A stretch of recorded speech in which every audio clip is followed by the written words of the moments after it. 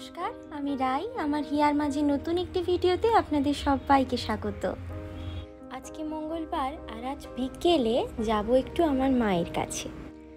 এদিকে সকালে ঘুম থেকে উঠে আমি বিছানাটা গুছিয়ে নিচ্ছি, তারপরে স্নান সেরে পুজো দিয়ে চলে এলাম রান্নাঘরে। রোজ দিন কি রান্না করব এই এক যেন চিন্তার বিষয় হয়ে দাঁড়িয়েছে। বিয়ের আগে তো আমি রান্না করতামই না, আর এই এখন একটু একটু শিখছি আর কি। লক্ষ্মী পুজোতে গেছিলাম আমি আমার শ্বশুর বাড়ি।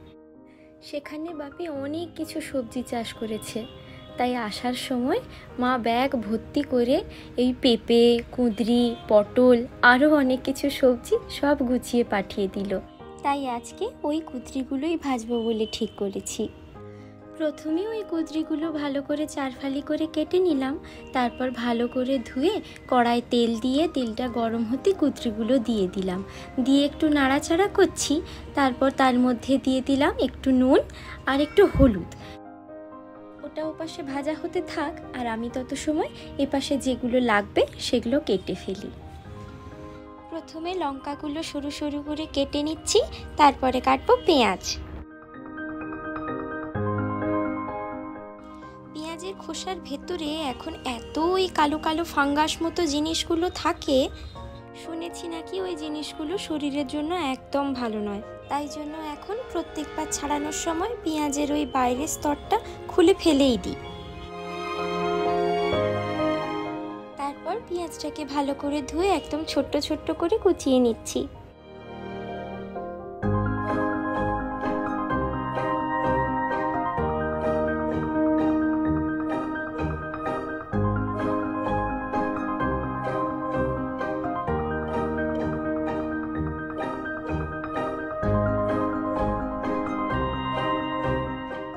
দেবো একটা টমেটো, তাই জন্য সেটাকেও ছোট্ট ছোট্ট করে কেটে কুচিয়ে নিলাম।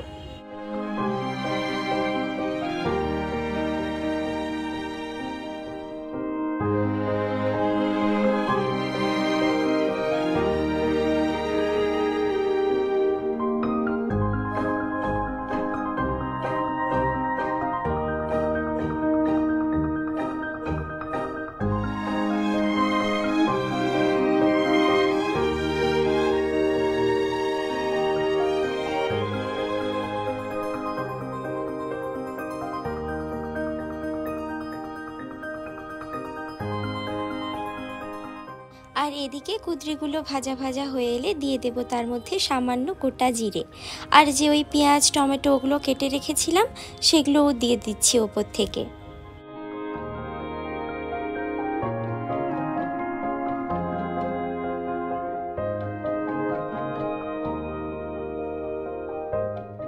তারপর অল্প একটু নাড়াচাড়া করে দিয়ে দেব সামান্য একটু চিনি। আপনারা চাইলে ওটা নাও দিতে পারেন, তবে আমার মনে হয় চিনিটা দিলে একটু মিষ্টি মিষ্টি খেতে লাগে, ভালোও লাগে। আর তারপর দেব সামান্য জিরে গুঁড়ো আর ধনে গুঁড়ো। ব্যাস, তারপর সামান্য একটু নাড়াচাড়া করেই নামিয়ে নিলে রেডি আমাদের কুঁদরি ভাজা।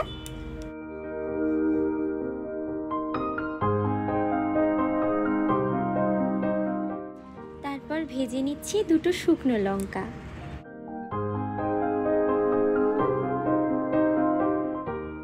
এই লঙ্কা দুটো ভাজা হয়ে যাওয়ার পরে ভেজে নিচ্ছি দুটো ইলিশ মাছ।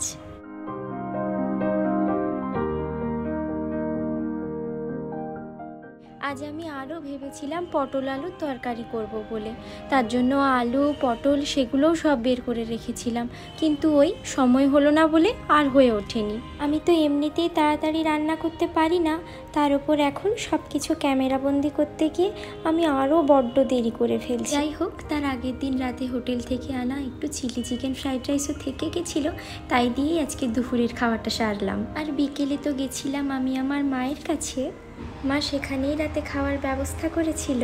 কত অল্প সময়ের মধ্যে মা আর দিদা মিলে কত কিছু যে বানিয়ে ফেলেছে। আর ছিল ওই দিন বাজার বারও, তাই আমরা বিকেলে আমি মা দিদা তিনজনে মিলে গেছিলাম বাজারে।